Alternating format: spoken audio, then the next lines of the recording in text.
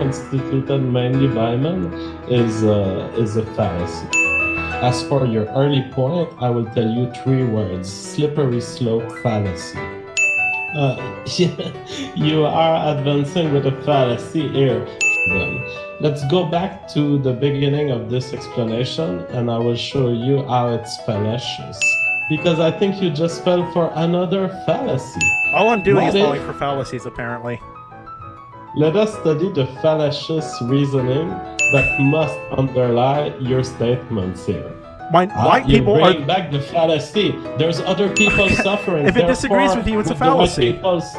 It's a fallacy because there could be more black people suffering from black. Well, that's another fallacy, which is there were people. Like you're there doesn't have to be one. That's the fallacy. You're back on your one gene fallacy. You keep using the word. I don't think it means what you think it means. Hello everyone and welcome to the public space. Today our main news item is the Milo Facebook message, which was filled with desperation. We'll be talking about this perhaps in about an hour. However, before we do that, we have a debate scheduled or a conversation, however he likes to go at it, with the Liberal Sanity Project, who listened to some of my past debates, and at some point he wanted to discuss concerning race and concerning the idea of an ethnostate. Liberal Sanity Project, how are you doing today? I'm all right, man. Thanks for having me.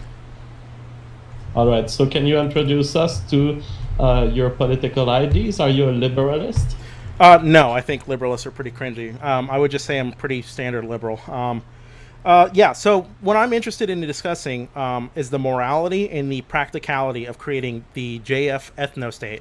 And I'm here to piggyback off of a conversation that you had with Classic Liberal earlier in the week. All right. Right, so my contention on the viability of your state is primarily a economic one, and I want to suggest that your desire to separate yourself from dark-skinned people is actually just a proxy for whatever actual problem you might have.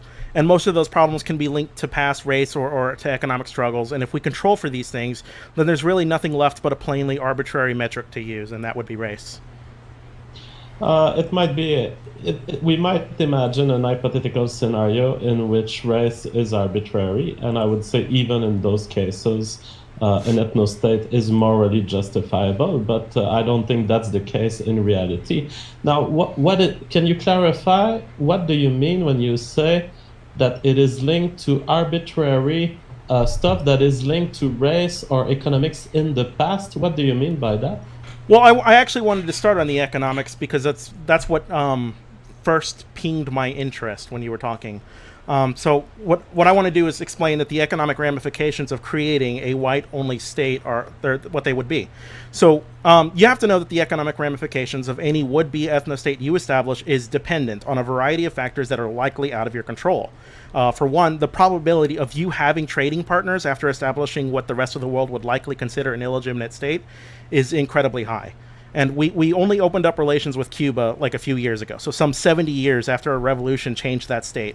And to me, this begs the question as to whether or not white people would have to wait another 70 years in poverty and turmoil just to have trading partners with countries that would consider your state's social and immigration policy to be illegitimate or a violation of human rights. And I'm wondering, what about all the capital you would lose off of the inevitable flight of labor and capital that comes with being anti-minority and anti-immigrant? Immigration is good for the economy. I'm sorry. Yeah, well, I just want to specify, I'm not anti-minority and anti-immigrant. I am anti-immigration policies. So just to clarify, it is not an attack on people. Well, I don't mean to strawman you. Sorry. Yeah, and as far as you're talking, essentially, I wanna say it bluntly. You're telling me that the Jews will keep us from building an ethnostate by sanctioning us economically. Yes, that is exactly what I'm telling you. I'm telling you that the economic ramifications, Jews or anybody, of building an ethnostate is going to result in turmoil and pain for your people. Now, what if I was to knock at your door and say, Liberal Sanity Project, I understand. Let's say that you're exercising one of your liberties, whatever it is. Let's say that you are a free speech activist and you believe in saying whatever jokes you want on the public space. And I come to your home and I say, Liberal Sanity Project, as long as you continue doing those jokes, I'm going to knock on the door of each of your business partners. I'm going to tell them to stop making interactions with you. I'm going to go see your landlord. I'm going to tell him to try to kick you out because your joke sucks in my view.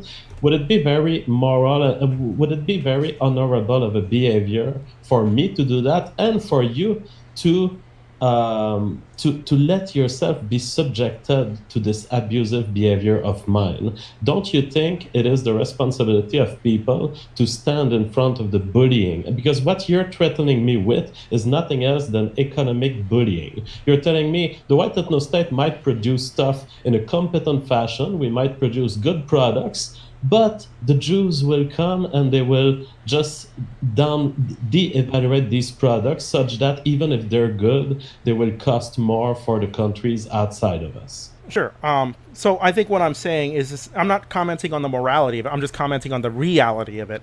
That if you set up this state, ethical or not, or in an ethical way or not, you're going to find people who disagree with your politics in ways so vehemently that they deny any business. And to be anti-immigration in your own state is also to set yourself up for failure in terms of your own internal economics and not outward. It's not Jews who control your own immigration policy. And I think it was the National Academy of Sciences that said something like immigrants in their second generation contribute more to the economy than any other group. So I don't understand why your would-be state would purposely leave itself out of these benefits over something as meaningless as race when disregarding it brings you so many benefits. Oh, well, it's to say that it's meaningless is to deny the ensembles of correlations that are associated with race, including criminality ones, IQ-related ones, and business and economic-related ones in terms of productivity. What I will say is, sure, there might be an association of countries who don't like the white ethnostate, and they might punish us. The fact is, in terms of productivity, if this state is at least equally productive to others, and in fact, I believe it will be more productive than your average multi-culti country, I think that we will have a production output that is advantageous for people to interact with. And so there will be countries applying sanctions. We don't import from the white ethnostate. All right. There will be other countries that will say, okay, you know what? They produce good stuff. Let's import from the white ethnostate. And eventually, these punishments will not be punishment to the white ethnostate. It will be people self-punishing by keeping themselves from interacting with what may very well become one of the most productive countries on this earth. Sure. And when you say eventually, basically, these other states will get over it, I have no doubt of that, which is why I asked you the question about Cuba and waiting 70 years. Eventually, sure, everyone will get over it. How long do you want your people to suffer in the meantime is the question that you need to be answering. I'm sorry. Well, how long do I want them to suffer? First, I don't want them to suffer. Secondly, 70 years wouldn't be a problem. All right, you want us to go through a stage of not poverty, but let's call it a stage of economic disadvantage for 70 years in exchange for the existence of a people, the existence of a part of human biodiversity. Anytime. I've always said it. If you give me a white ethnostate, I'll drive there by car. You can get my bank account. You can get everything that I can't fit in my car. If it's for the survival of my people, who cares if we have a 10% edge down on the economic international market? It doesn't matter. In the long run, what we're talking about is the survival of human beings. Sure, JF. I don't want your people to be economically disadvantaged either. Your people are my people as far as I'm concerned, because I don't look at people on the basis of race. You get numerous benefits off of racial diversity in the Western world, and your state is going to be suffering without those benefits. Businesses, which are more racially diverse, tend to do better by every metric. This has been studied. They do better because a diverse range of backgrounds brings a diverse range of experience and ideas. It improves human capital.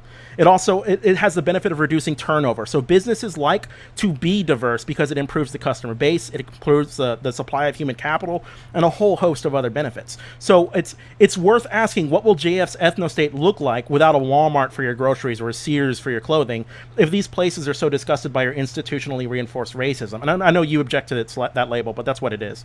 That they opt to take their business elsewhere.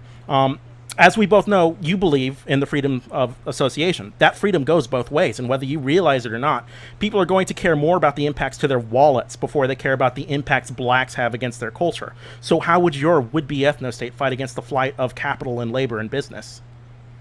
Well, first, I would deny your quote. I know the studies who claim that economic success is linked to diversity. I claim that these studies are poorly performed. I deny their validity. The big problem with these studies is they look at the stage of the current economy, and they look at big companies and smaller companies. And yes, it turns out that the big companies and the very successful ones and those that are built downtown, yes, they will end up being more diverse. But it's not the diversity that has caused the economic success. It's the economic success that allowed them to become so big that they can afford locals downtown and that they then get diverse employees, of course, as a result. So I deny the causal link being demonstrated in any of these studies, and I've reviewed many of them. If you have a study that differs and that addresses this causality claim, I would be very interested in seeing it.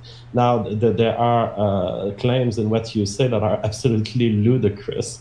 The idea that Walmart will not build into the white ethnostate, it is Walmart will build anywhere. Walmart has no problem going in all areas of the US, and they will not deprive themselves of business opportunities because whiteness. Or the day they do that, they will not be the biggest grocery store ever. They will be replaced by others who say, no, look, these people, they want to eat and they deserve low prices just like everyone. And so it's thinking that the ethnostate will be Walmart-less is the most ridiculous thing I've ever heard.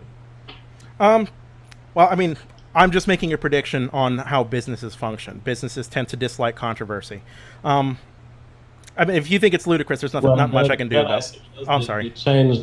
They changed their name for Black Mart, and we'll see how it goes. And we'll create our own Walmart, and we will not be racist. We will create the Walmart 2. The Walmart 2 will be available in the white ethnostate and the rest of the U.S. So if I may, what you're saying is we'll make our own Walmart with blackjack and hookers. In fact, forget the whole thing. If I can I ask the JF ethnostate, the JF no state, if it's going to have taxes? Because I think you seem to be an anti-tax crusader. Well, it's clear that if I have my state, it will be a libertarian monarchic state. Now, do I think that this is likely? Probably not. If I was to be involved in the politics of creating an ethnostate, I would probably have to team up with people who want a bigger state than me. However, as much as I'm interested in the survival of white people, just like many white nationalists, I'm also a libertarian, so I would push that ethnostate to be as much libertarian as it can. That is, a limited government with limited taxes, only to enforce a certain law, a minimal law with police forces and potentially military. I'm sorry to tell you, but I think if a state could be as libertarian as you dream it could, there would be those kinds of states, but there aren't. Oliver Wendell Holmes said that taxes are a price that we pay for civilized society, and whether you appreciate it or not, you're going to have tax obligations that rise to exceed whatever it is, what you currently want to pay, especially when one considers that your restrictive immigration policies and your any kind of racial resentment policies drive a tax base from what your new would-be state is which it's going to create a deficit. And I have to wonder, what are you going to do when the low taxes of the JF ethnostate cause turmoil in terms of economic or social capital because the distribution of resources pits white people against other white people? So what I want to get you to understand is that race is just a proxy for whatever your actual issue is, and that the history of mankind, I'm sorry, I know I'm stuttering. The history of mankind is competition over resources, and we figured out long ago that the best way to ameliorate those tensions over resource division is to engage in a social contract with one another. I'm not alarmed by your stuttering. I'm alarmed by your mind stuttering. I'm alarmed by the stupidity of what you say there. Love you too, buddy. This idea that there is a deficit in getting rid of minorities and getting rid, I'm not talking about any violence. I'm saying in that constituting a country where there are no minorities, the idea that this is associated with a deficit is absolutely ridiculous. It flies in the face No, absolutely of data, not. which indicates that a member of a minority in America cost net $700,000 in his entire life in social welfare, prison fees, in all sorts of fees. The only persons that are a net benefit to the state is white people in the US. Sure. So you're basing your whole philosophy on false grounds. Well, The no, I'm not. minute It's based on the you distribution of that income as it is 700 now. the minute you get rid of that 700,000 cost for the state is actually it doesn't fall in a deficit. It's the contrary. The states become extremely productive, and we can finally limit it to what it should do, not take care of the entire world, but simply allow people to pool themselves into the production of some public good and public service.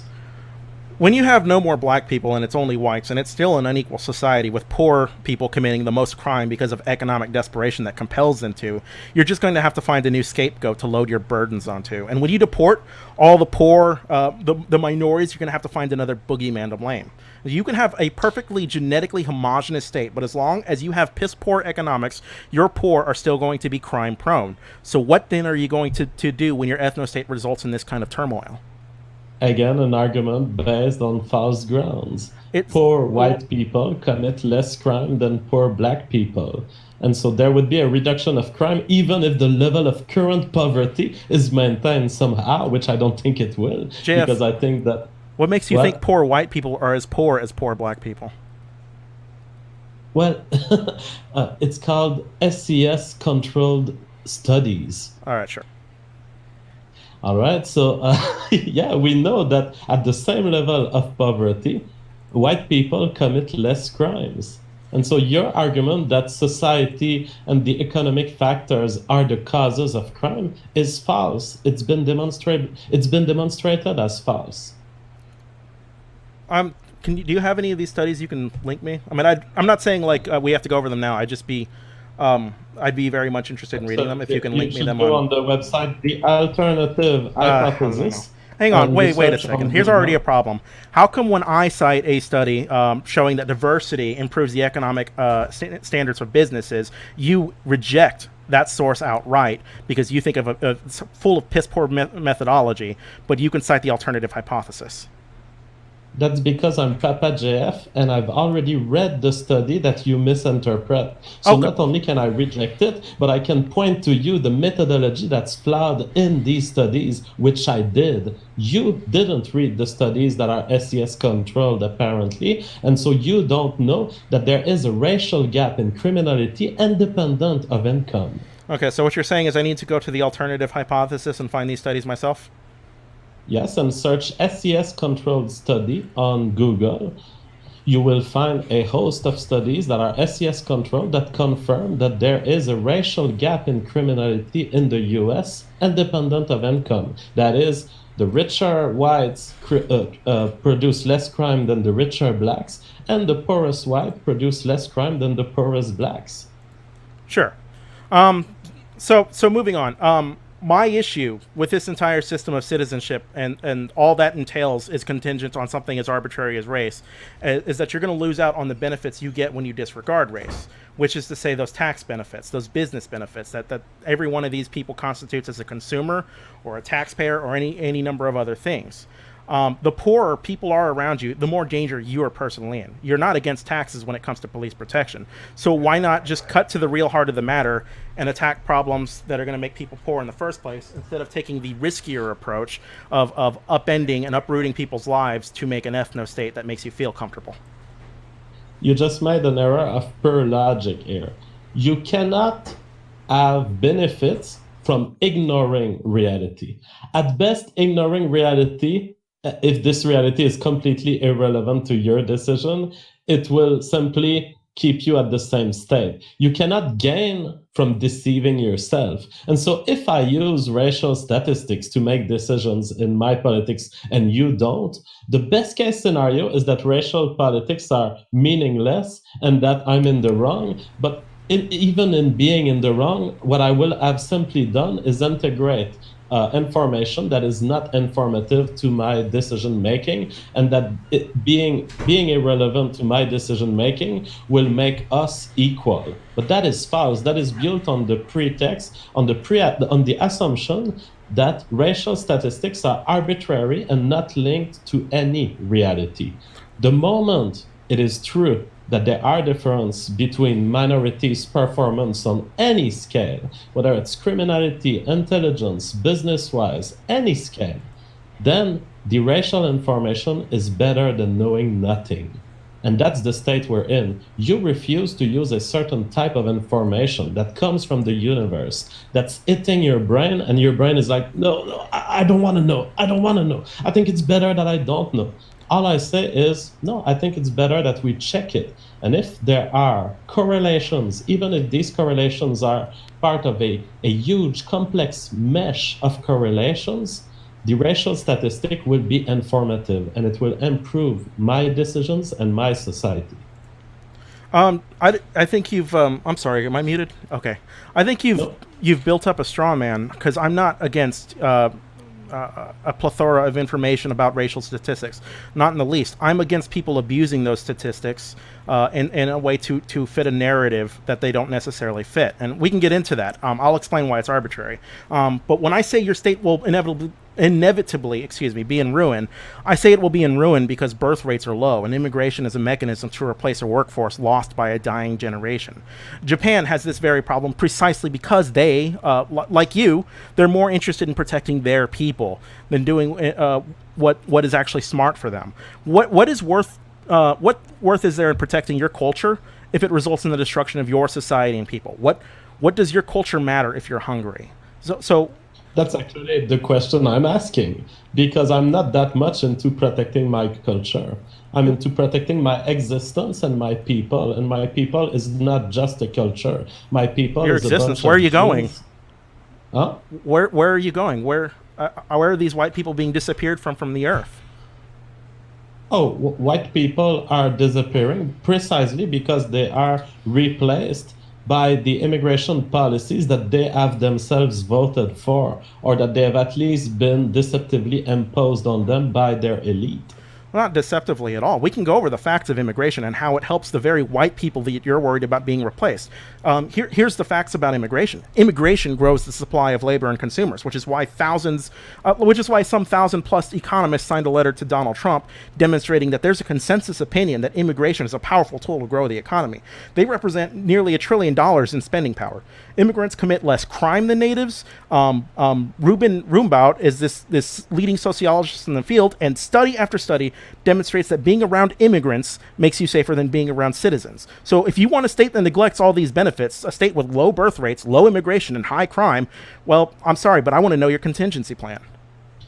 So, of course, these studies are inevitably biased for student immigrants who come and then leave. But in terms of the contribution of minorities to society, no, you wouldn't be safer in a black neighborhood. So I just want to point out that it's easy to make statistics based on recent migrants because, oh yes, many of them will be college students and no, they won't rape you, unlike the feminists will claim. And so yes, it's easy to get these statistics biased. But if you look overall at minority neighborhoods versus white neighborhoods, you will see a severe difference in crime, and you will want to live in the white neighborhood.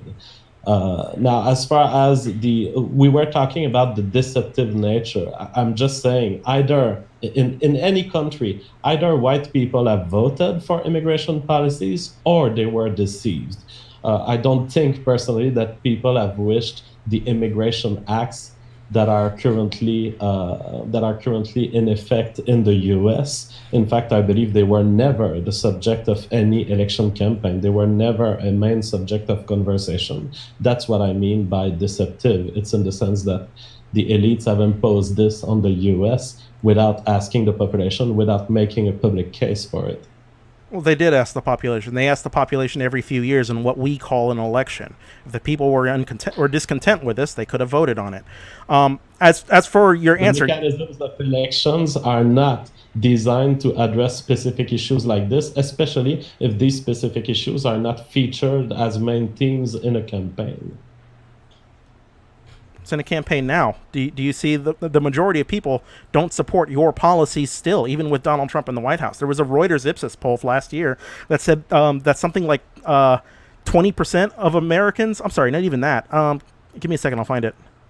If I can come back to this later, I can give you what the numbers were. But in general, I acknowledge that my views, there would be sympathy for it currently in the US at about 20%. I'm pretty sure it's not even that high. If I had the chance to express them correctly. That being said, I don't care. That's precisely the point of an ethnostate. I would like to live with these 20% of America, not with you guys. I think it's actually 5%. I'm sending you I'll send you a Reuters Ipsos poll in your Google Hangouts if you wish to display it. Outright sympathy in the US has been measured between 12 and 20%, depending on what issue we're talking about. And in fact, it was featured in mainstream media as there's 20% neo-Nazis in America, which was their title. I don't think Reuters and Ipsos is polling alt-right people specifically. I think they're doing a cross-sectional analysis poll, and unfortunately, polls don't work just by surveying one kind of people. And if you look at that poll and you scroll down to question 3, what you're going to see is America must protect and preserve its multicultural heritage. A net agree is 78%. Disagree, 5%. So the numbers are heavily not on your side, but that... Wait. I won't let you get away with such a misrepresentation. Oh, please tell me. You take the one question that is designed to have this low amount of answers, but take other questions that relate much more to my position. Take, for example, America must protect and preserve its white European heritage. Agree, 31%. And so that's a much better representation of my ideas than the question you just mentioned, because the question you mentioned is about multiculturalism, and it evokes in people's mind, do I want to oppress minorities? Do I want minorities out? And so I'm not saying the main you do. question, which is the preservation of white heritage, is accepted, agree at 31% net. Sure. And disagree 34%. So we're talking about a 50-50 split in those who have answered. Sure, and if we want to play the game where we're going to scrutinize every single question and then go a few questions down where it says people of different races should be free to live wherever they choose, 85% net agree, disagree 5%.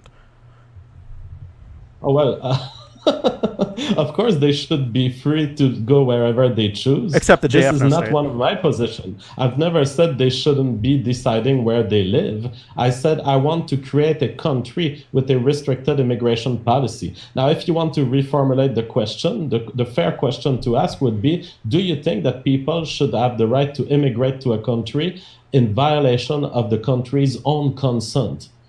In other words, do you want open borders? And let me tell you, there would be a majority agreeing with me that there shouldn't be open borders.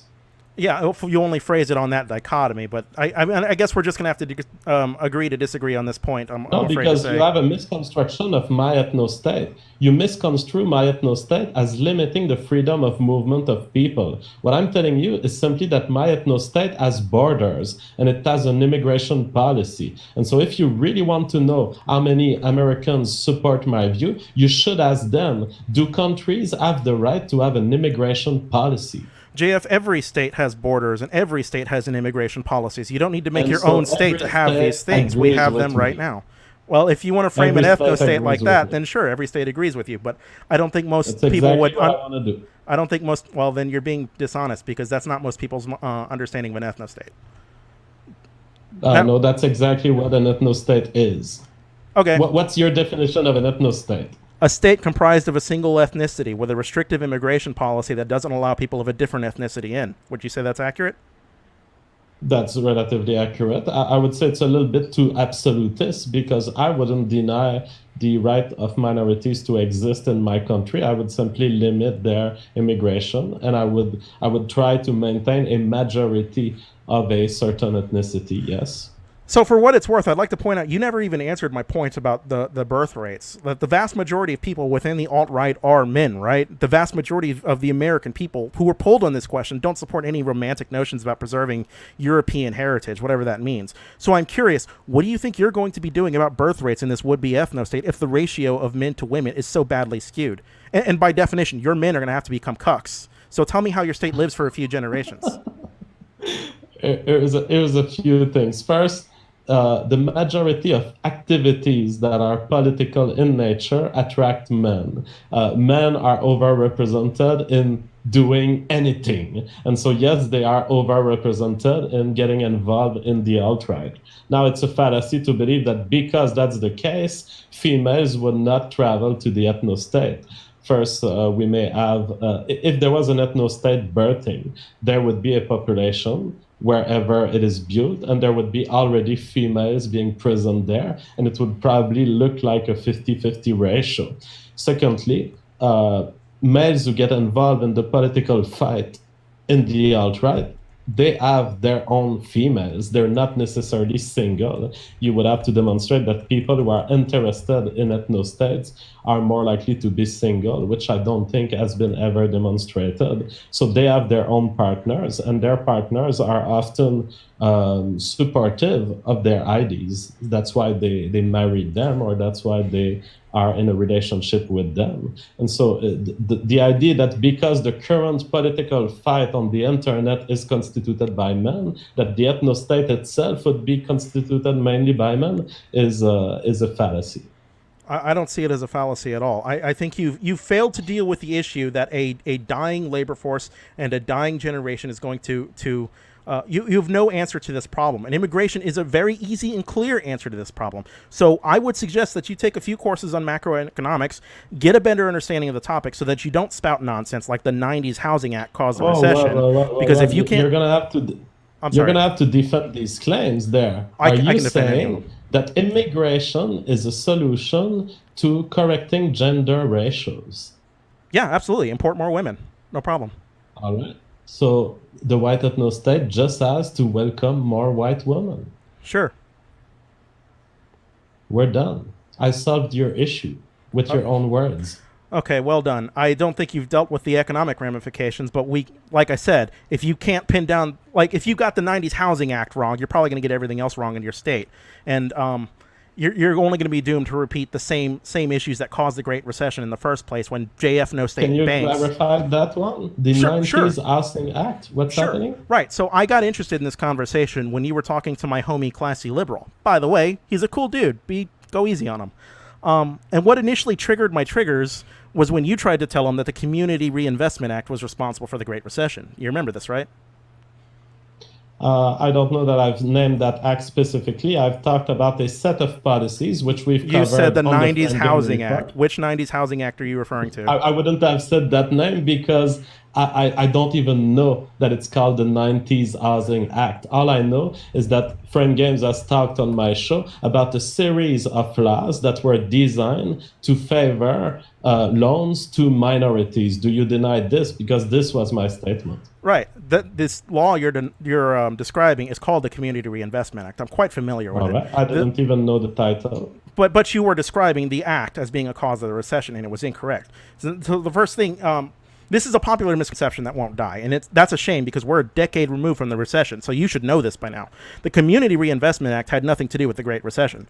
After the Great Recession, there was a commission to study the cause of the crash, and they concluded that the CRA had minimal, if any, impact. The Federal Reserve concluded the same thing. It was something like 5% of banks or less under CRA regulations ever had bad loans. So I have to ask, on what basis did you come to this conclusion, and why should I listen to you over the Federal Reserve or the Commission? Well, at this point, we're not even contesting the Frame Game report content. At this point, you are contesting what everyone has been saying in the media for like a decade. Who? That Cite them. The crash of the real estate market around 2008 do you deny that it was due to people not paying their loans? Sure. I just deny that those loans were a direct result of the Community Reinvestment Act. That's where you go wrong. So I can explain this if you want me to. I would love to see data about this. But sure, this I'll is the send you claim something. of Frame Game reports that we've given loan to people who didn't have the money to pay back. Sure. I'm sorry, but who is Frame Games? Frame Games is the guy who comes here and who does 3-hour special reports. And so I'm not the guy to argue with you on this. Absolutely. I'm just curious, he though. showed this data, and it was pretty convincing. The name of the stream was The Story They Burned. And so you should look into this video and address the details in it, because I trust Frame Game as a journalist. Well, that's scary to me. I mean, you get all your news from YouTube? From the YouTube videos I produce, yeah. Okay. Well, I get my news from... I couldn't fathom being that arrogant. So we can go over the cause of the crash if you want me to tell you about it. If not, we can skip over it because you said you're not qualified or comfortable with talking about it. If not, I can go over it. I'm willing to hear your argument. At least it can be on record. Sure. And then I can go back to Frame Game and see, do you think that this data was good? Absolutely. And I don't want to be unfair. So if you need like sources or anything, I can see what I can provide. But basically, well, collateralized debt obligations are what caused the financial crisis. CDOs are what finance subprime lending with banks. This was an unregulated. There was also this unregulated. I'm sorry, I have a stutter. There was this unregulated market on something called credit default swaps, which are basically insurance payouts for mortgages. But banks weren't required to purchase swaps on only bad mortgages they had. Ironically enough, banks could purchase swaps on other banks' mortgages. In effect, they would bet against them and make a profit off of another bank's failure. As for the CRA, the Community Reinvestment Act mandates banks loan money to Americans without discrimination, effectively ending a process that was called redlining, where banks would segregate certain communities, minority communities, to not give loans to, which perpetuated this cycle of poverty because these communities endure a constant negation, no new introduction of capital. And I want people to understand, the Community Reinvestment Act does not make banks loan money to people with bad credit. Quite the contrary. It encourages safe lending practices with regard to credit. It simply makes banks adhere to the credit of consumers without regard to race. This is actually the whole story that Frame Games has told us right here on the episode called The Story They Burned, which has part 1 and part 2, a 6-hour long episode. It's I'll watch exactly it. I'm sorry, I haven't seen it. Okay, and well, so it sounds like we're not disagreeing. He agrees with you. The mechanism that happened is that there were banks. They were pushed by CRAs. No, you're already wrong. Listen to that one. Sorry. So first there were CRAs, which pushed banks into being interested in diversifying their loan portfolio. Now, it's not the CRAs that have caused directly the crash. What happened is that the banks then found themselves into various neighborhoods having bad policies. In other words, they had been trained into seeking non-viable loans. And then they sold these loans to the Freddie Mac and Fannie Mae people through the mechanism that you propose here, the whole risk buying opportunity that they were offering.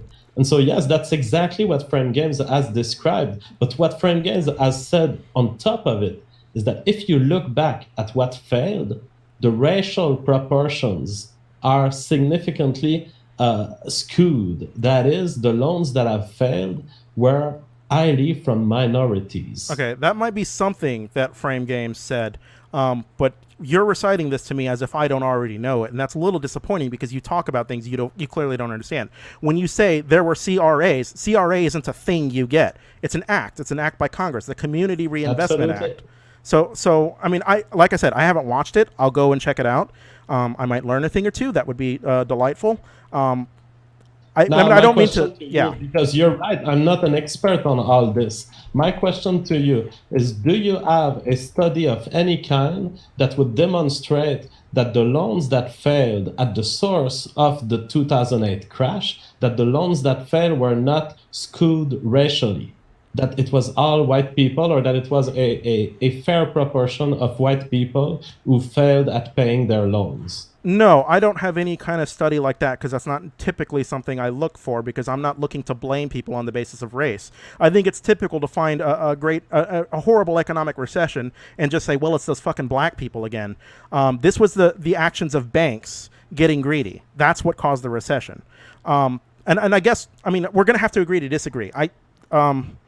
I see it this way. I see you as entitled to all the benefits history has bestowed on you without ever demanding anything in return. And I see you as entitled to these benefits of having a working poor minority but wanting none of the costs when the bill comes. And I'm sorry, but we don't live in the 1950s anymore. I don't see American culture as dying because we've gotten more diverse. I see the reverse. The racial wealth gap is shrinking for the first time in history. Crime is dropping. We're in an unprecedented era of global prosperity precisely because we've decided to disregard our feelings about people who look different from us and make them trading partners and business partners instead. It's helped everyone. But if you don't want it, well done. And if you wanted to disregard the economic nature of it and just get into the meaning of race in general, we can have that conversation too. Why is race even a valid metric by which to establish your state over any other trait you can presumably pick? Race is a valid metric to the extent that it correlates with all of the realities that we've just talked about. Loan respect, honoring, IQ, criminality, and voting patterns, in fact. Sure. So to the extent that race is linked to these things, I don't care if race is a proxy. It's a good proxy. No, it's a lazy proxy. I contest that race is a valid category by which to separate people at all. You're a collectivist, and you see through the eyes of a collective. But race is no more valid. I'm not a collectivist. I'm the most individualist guy you can think of. I'm a libertarian. I believe you said you were a collectivist with classy liberal, didn't you? Oh, no, absolutely not. Okay, so you're an individualist who wants a white ethnostate. Absolutely. Okay, I would think an individualist would evaluate people on the merits of their character as opposed to their collective statistics as a skin color. And you have to stop watching Sargon of Akkad and start looking at other YouTube I promise channels. you, I fucking hate Sargon. Don't. You're barking up the wrong tree with that.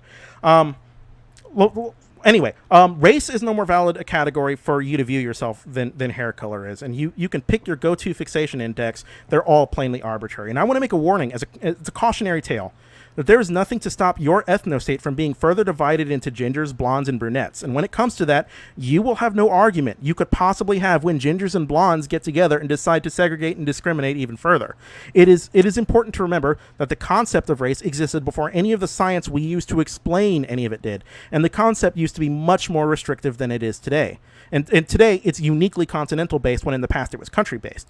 Right? Ben Franklin famously called non-Anglos a swarthy complexion. So for you French Quebecians out there, I have some bad news. And if it was like this yesterday and it changed, it can change tomorrow. It could change just as easily based on something else as arbitrary as hair color. So I feel compelled to ask you, what will the Ethnostate decide? Or what will you say when the Ethnostate decides that brown-haired people are low IQ, genetically inferior Untermensch, and your entire livelihood should be uprooted and deported or killed on bad genes? I know this isn't your argument, but you have to assume your state's going to exist after you. What are you going to do when your descendants decide this? Well, I would have the same position that I have now. First, I refuse to be deported. Second, as far as hair color goes, I'm all for trusting hair color the day hair color is as correlated as race is to the four realities I just named. The day we find that redhead create less crime, have higher IQ, have better economic performance, and have political preference that tend toward liberty, I'm making a red hair ethnostate tomorrow. But it's just not the case right now. Now, I can imagine a future in which somehow the genes for red hairs would happen to be correlated with all these things. It's a science fiction question, but then yes, I'm all for the red hair ethnostate. Right now, I'm for the white ethnostate because whiteness correlates with all of these. Right, but you didn't answer my question, which is what are you going to do when your next leader decides to be a dictatorial tyrant and use the seeds that you have planted, the ideas you've already planted, to discriminate against people or to oppress people even more. Your libertarian minarchist state will be gone. It is not my ideas, because my ideas are libertarian ones. And so I don't advocate for oppression or dictatorship.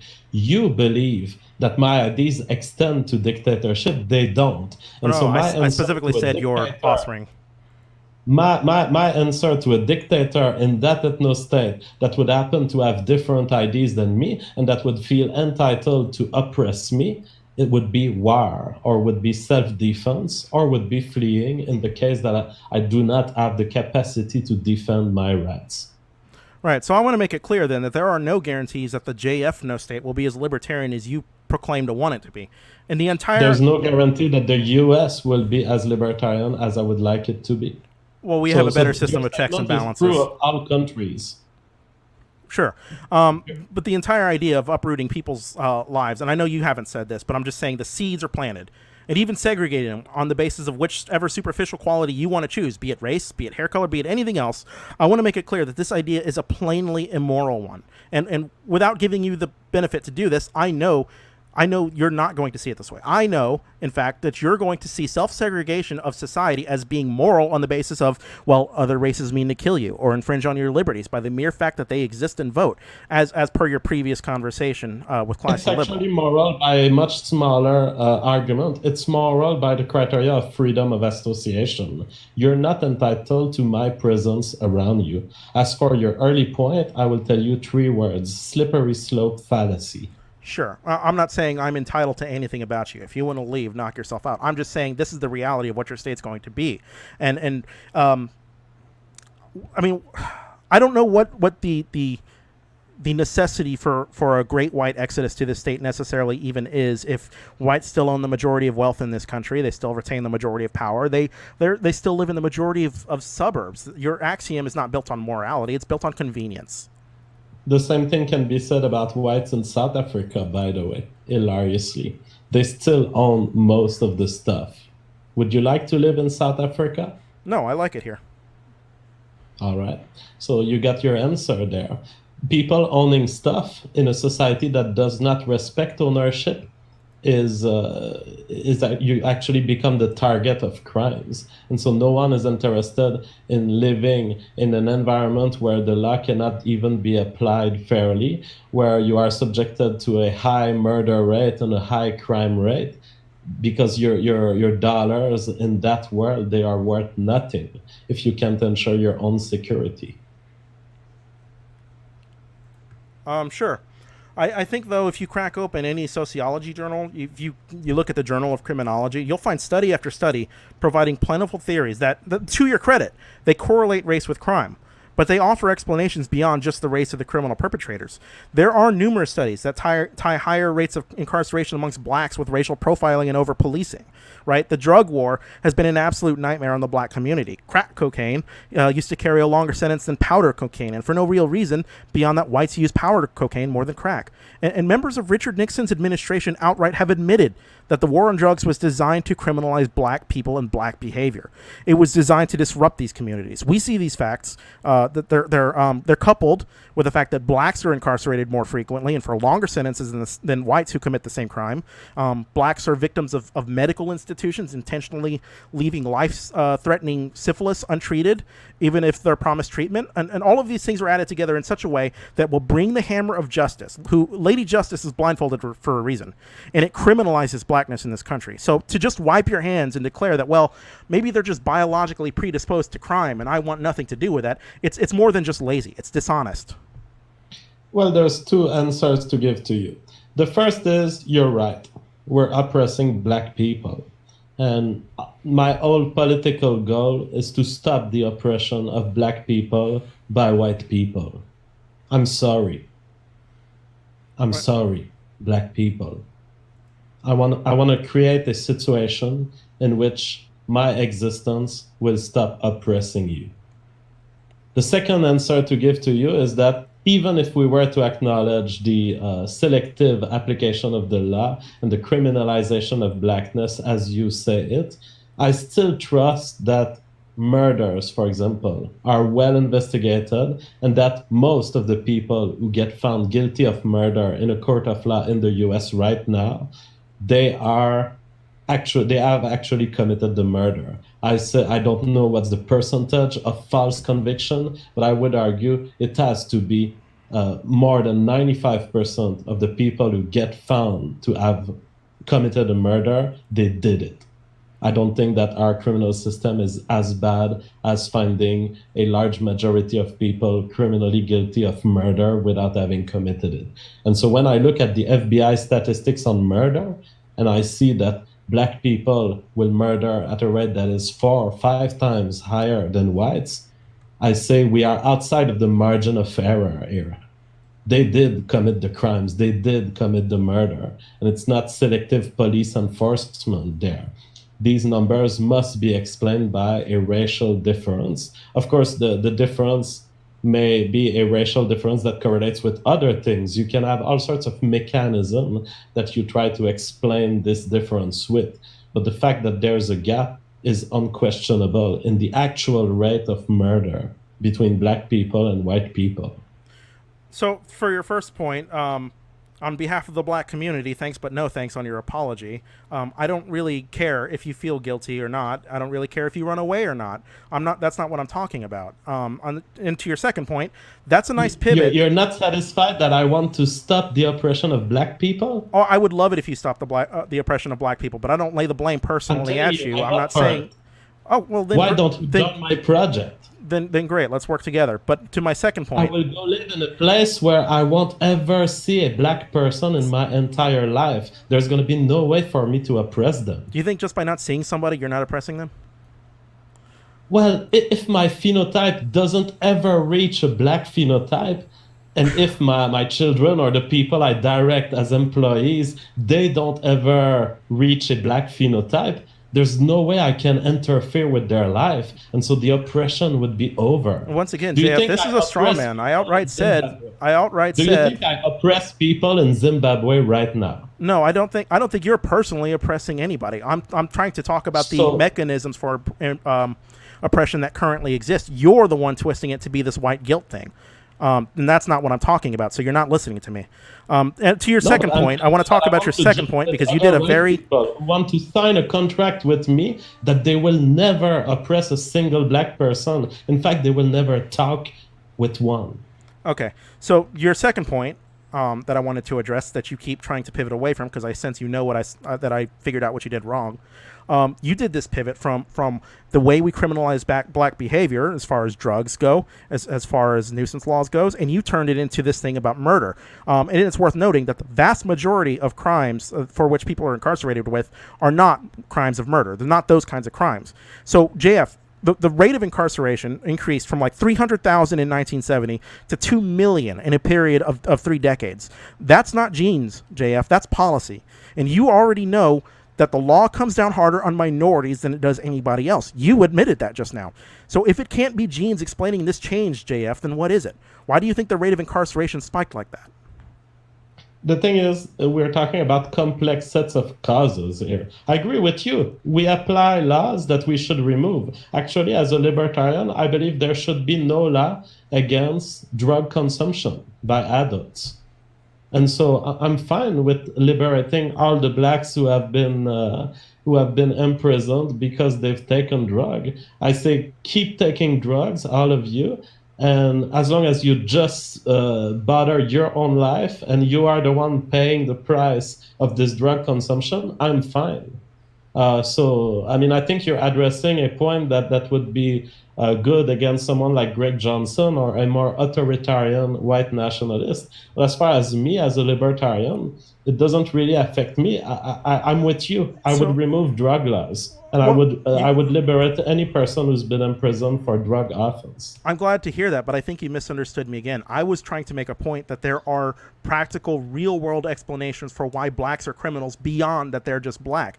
And you yourself said it's a complex issue. So why are you boiling it down to a simple variable?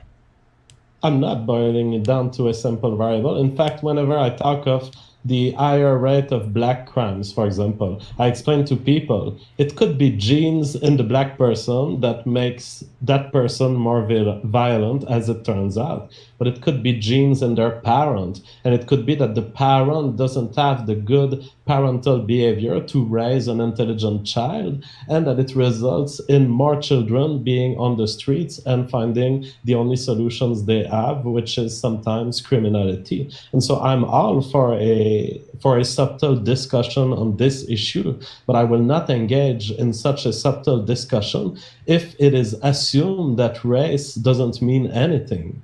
Race means a correlation with various economic measures, and it means a correlation with genes. It means a correlation with what we know is inherited from parent to offspring. And so I want to understand the mechanism in more subtle fashions. But I'm not gonna engage in that conversation if at first you ask me to deny the meaningfulness of race. No. You're misunderstanding me again. I don't want you to deny the meaningfulness of. It's very meaningful to people's identities when it's being forced against them. What I want you to deny, or what I want you to admit, is the arbitrary nature of it. Those aren't the same thing. Yeah, it's meaningful, but it doesn't have to be meaningful, is what I'm trying to say. It doesn't have to be meaningful, but it's meaningful in our world. And no, it doesn't. It's not only meaningful for identity. It's meaningful because race indicates the line of descent you are part of, and therefore it correlates with all of your other genetic features. So no, it's not arbitrary. When I see someone who's black in the US, I can tell you with a percentage of chance of being right that their ancestors lived in Africa. Right, so you've done this pivot again where you try to bring up genetics and tie that to some sort of behavior with regard to something that isn't really based on genetics, like criminality. And then you try to, I mean, if I could address the guilt thing, that's kind of what really rubbed me the wrong way. Is that all right? I know it's going back like 9 paragraphs. I want to point out the reason I'm talking about genes is that you're talking to me about identity. And I say, no, it's not just identity. If it was identity, we could make a flag, or we could make a little label that we would wear on our shirt, and that would be equivalent to race. Race is more than this. Race indicates genetic heritable factors that are present in people's body and that influence their brain, behavior, and performance. But you can go ahead with whatever subject you'd like, but I just want to not be strawman there. Well, I'm not trying to strawman you. Is your view that, okay, race is important for identity? Well, yeah, it's important for identity, but it's important for a host of other things. Sure. I mean, I'm not trying to strawman you, number one. But to the guilt thing is what I really wanted to talk about. All right. I know that's like 9 paragraphs back, but you kept interrupting the point I was trying to bring up, and then when I finally got to bring it up, we got segued. I don't care in the least, JF, how guilty or proud you feel about much of anything. I'm not telling you the facts to shame you, because I don't want to shame you. You're free to build whatever ethnostate you want. I'm only telling you that for your state, that it doesn't repeat these same injustices that create the inequality you're fleeing from in the first place, that there's a cautionary tale. I'm not denying that race is real. When you're discriminated against on the basis of your race, it's very real. I'm contesting that constructing your state on a racial hierarchy is only going to lead to destruction. There's not going to be a racial hierarchy in my state. There's going to be one race. Sure, but I brought up the history of race to demonstrate that the definition of race changes over time. And there's absolutely no guarantee that in so many years there won't also be a ginger race. Like I said, pick your go-to fixation index. Pick whatever trait you want. It can just as easily become that down the road. And then your guilt will be immaterial insofar as that goes, because there's going to be a whole new host of discrimination that you're going to have no hand in building. Well, I challenge several things in that point. First, I challenge that the inequalities between whites and black were socially constructed. Are you working with this as an assumption, or do you think you demonstrated this? I'm sorry, could you repeat that? I'm not sure I understood that. So it seems that you are saying if I repeat in the white ethnostate the kind of oppression, the kind of inequalities that have led, the kind of social structure that have led to current inequalities between the races, I will be recreating history. Oh, Do yeah, you think, so what I'm asking is, do you think that the inequality between France 50 years ago and Zimbabwe 50 years ago was socially constructed? Well, I don't know about the inequality constructed on the basis of nations, but internal inequality, absolutely. Education is the silver bullet to solving the many kind of income and criminal inequalities you're referring to. A smart conversation about these disparities doesn't just end at, well, they choose to make bad choices. I guess it's their genes. A smart conversation does not look at black crime and assume that they just commit crime because they like it and then move on. A smart conversation has to ask the next question. Why is criminality so attractive amongst these people? And those people who've asked those questions and explored those possibilities have come up with a variety of answers.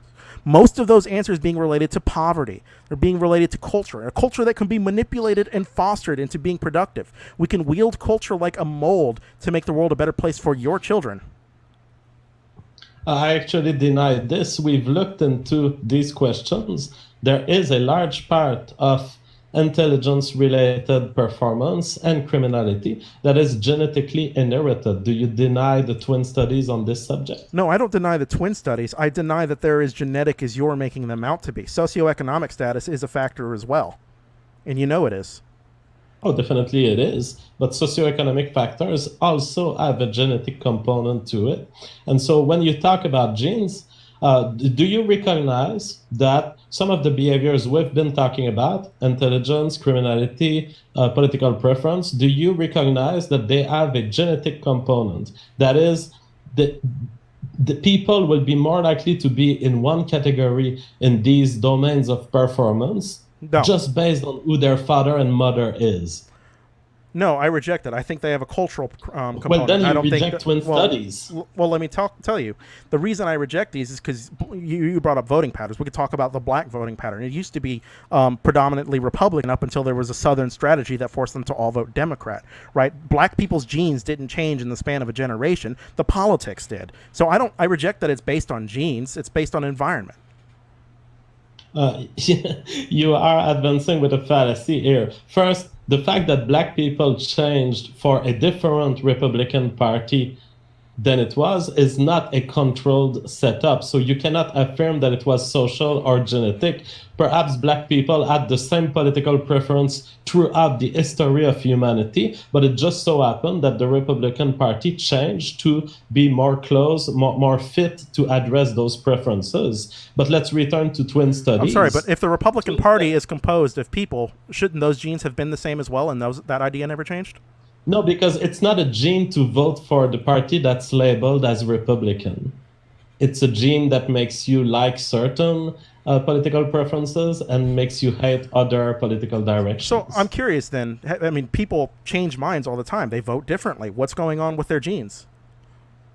Well, people can change mind. It's not a demonstration that it comes from the environment. People can change mind because their genes order this change. You could have brains, and I believe that's the case. In fact, it's been demonstrated that the brain of people prefer leftist direction when they are young, and as they grow into adulthood and have more responsibilities and become parents, they grow to be more conservative. That's a general trend that applies to everyone across the political spectrum. Even a far leftist will become more a little less leftist as he progresses into adulthood. And I don't believe there's evidence that this is induced by society. It could very well be the genes. That being said, it could very well be.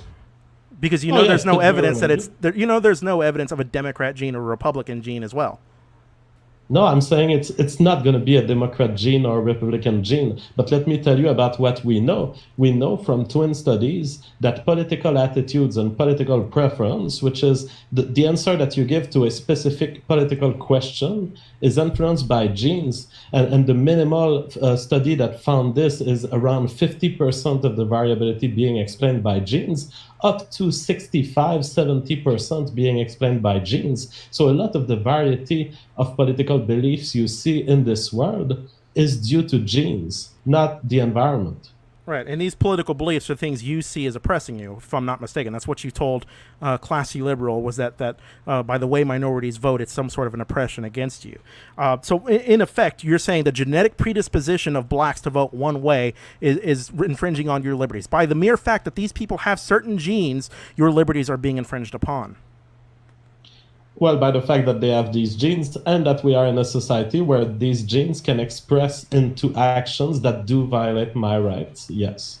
Okay, so no, this claim that your liberty is being violated by minorities voting is patently absurd. You're basically claiming that minorities having opinions is hurting you. And while I'm sorry, but this is the real world, and ethnostate or not, you're going to find people who disagree with you. And when you have no more minorities in your JF no state and people are still infringing upon your liberties by their votes, you're going to need a new scapegoat. And JF, you're running out of them very quickly. The problems we are discussing are real. There's no question about that. And I'm not proposing that an ethnostate is not a solution to those problems.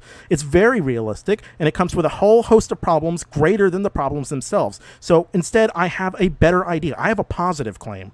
Why don't we work in congruence to solve the problems we have instead of making a white-only safe space that leaves the same problems in place? You're not going to fix people's genes by moving. Well, I don't want to fix their genes. I want to protect myself from them. Let's go back to the beginning of this explanation, and I will show you how it's fallacious. You say that I'm hurt by opinions, and that in an ethnostate I would be faced with differing opinions. I'm not hurt just by opinions. Someone in the ethnostate could have a different opinion than me. The question is, to what extent this opinion could be considered by a state-like entity, could be integrated into a political change, could be enshrined into a law that would then violate my rights.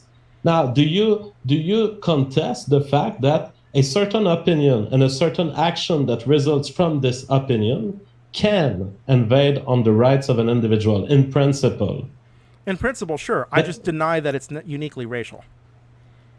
Okay, but let's say I'm an individual. I have an opinion, which is that anyone who has the word sanity in their name, I think they should be hanging on a rope. You would recognize that if I act upon this theoretical opinion, that I'm infringing on your rights. Yeah, my God, JF, we're only an hour in. Can't you wait a day before you hang me?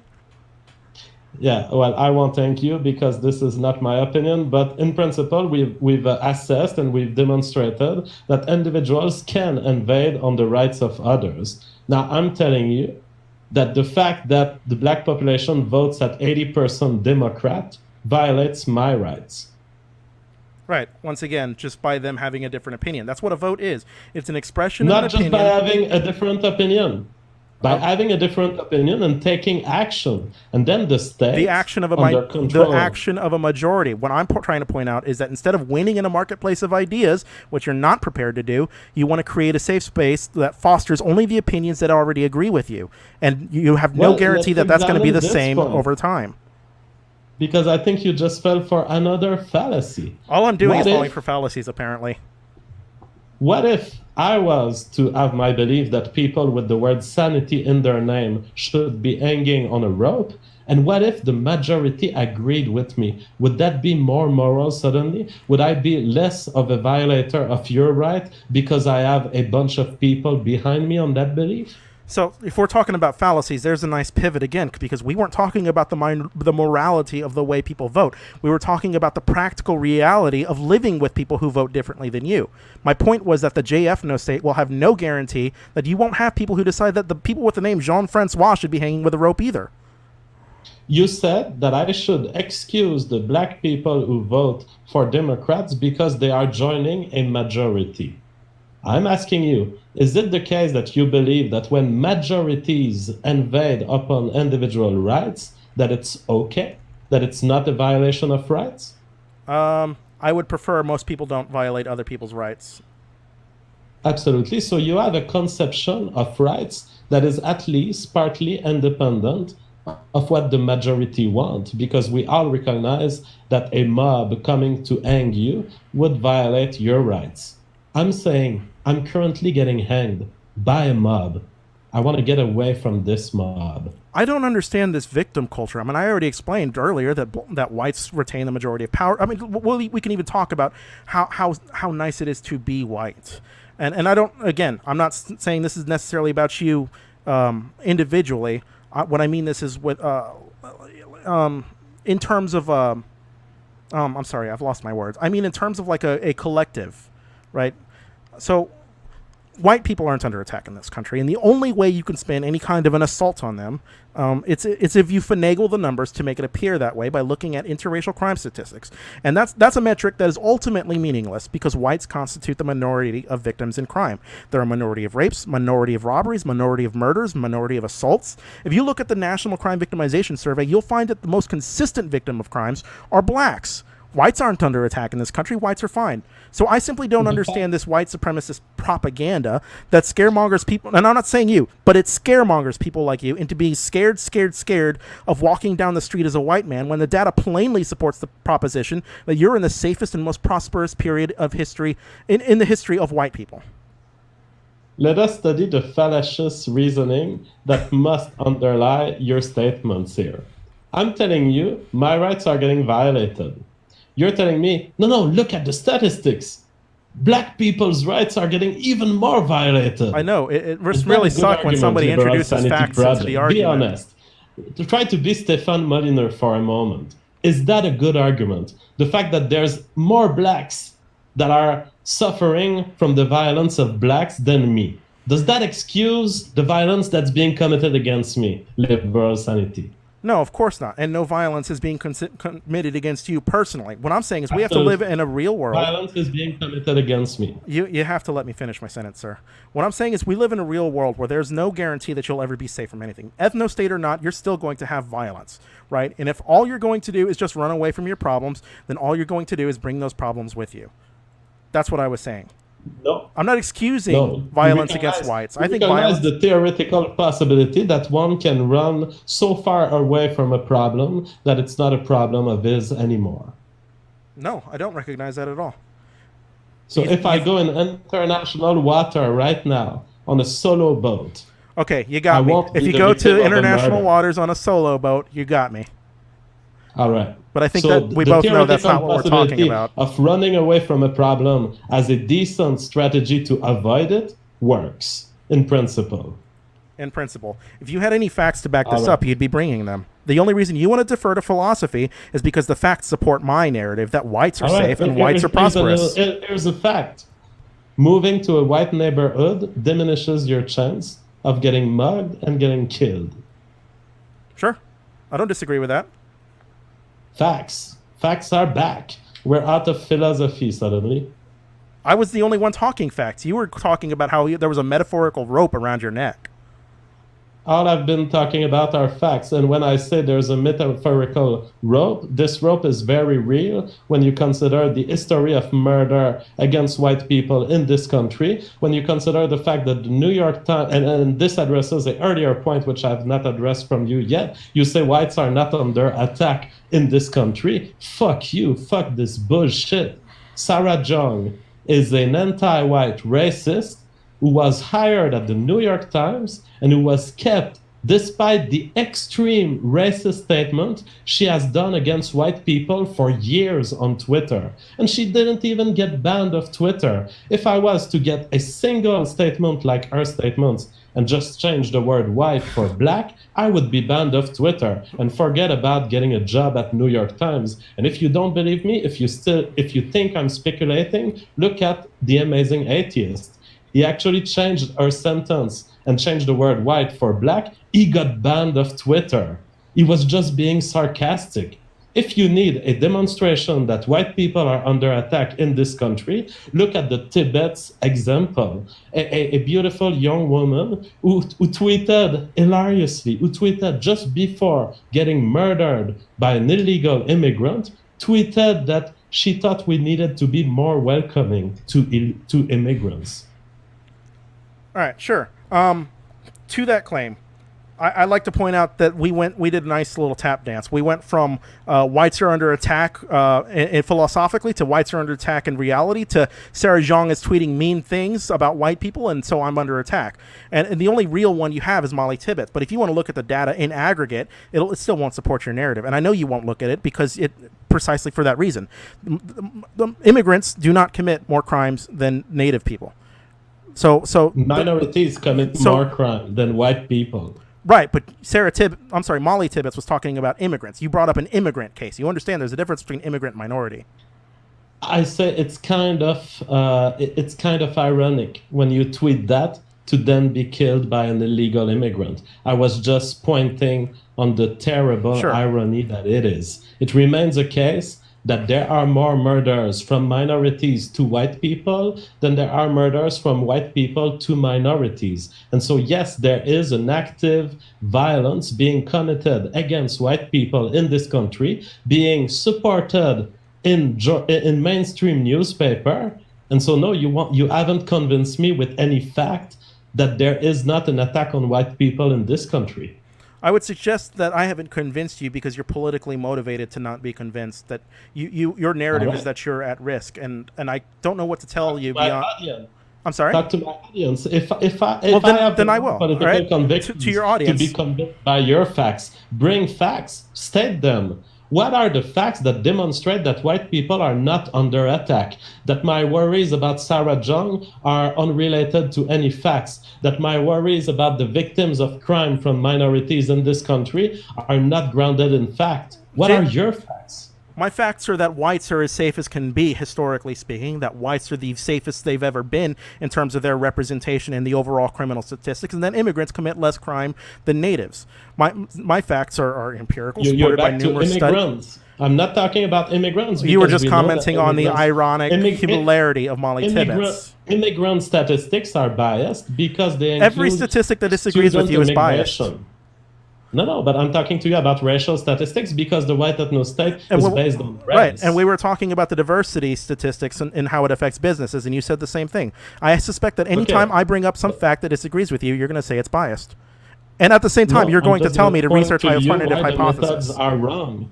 Okay. The question remains. My point was that you're not putting yourself at risk for much of anything. Find whatever trait you think that are more violent toward white people than white people are violent toward minorities. Which means nothing when white people are not victims of crime as often as other groups. White people are back the fallacy. There's other people suffering. If it disagrees with you, it's a fallacy. It's a fallacy because there could be more black people suffering from black crime. It wouldn't excuse the black on white crime in this country.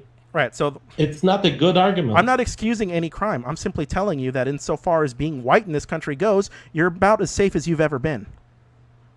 Well, that's another fallacy, which is there were people who were more. There were people in the past who were more threatened than you, therefore you are not threatened. JF, do you think it's realistic to have zero crime? I think it's an ideal we should try to converge toward. God, fuck, why didn't we think of that? Shit. Really? I mean, no, do you honestly think... I thought of it Sanity Project, and I built a project that has a shot at getting there. Okay. I mean, but you reject it. I do reject it. I absolutely reject it. I don't think your white ethnostate is going to be devoid of crime. Whites still commit crime. Poor whites commit more crime. I can draw a line between these two things. It's not hard. So what I was trying to say, that you cut me off beautifully earlier, was that if you pick any trait you want that you think puts you in danger, and you look into the research explaining that trait, you'll never find that race is the contributing factor in any of them. And if you do, I ask you to provide evidence. If the trait is criminality, economics explains the disparity, but because there is no such thing as a crime gene. Diversity does not make problems harder to solve. Racism makes problems harder to solve. Diversity has been shown to, as I said earlier, increase the supply of human capital within businesses, foster innovation, ideas, enhance culture.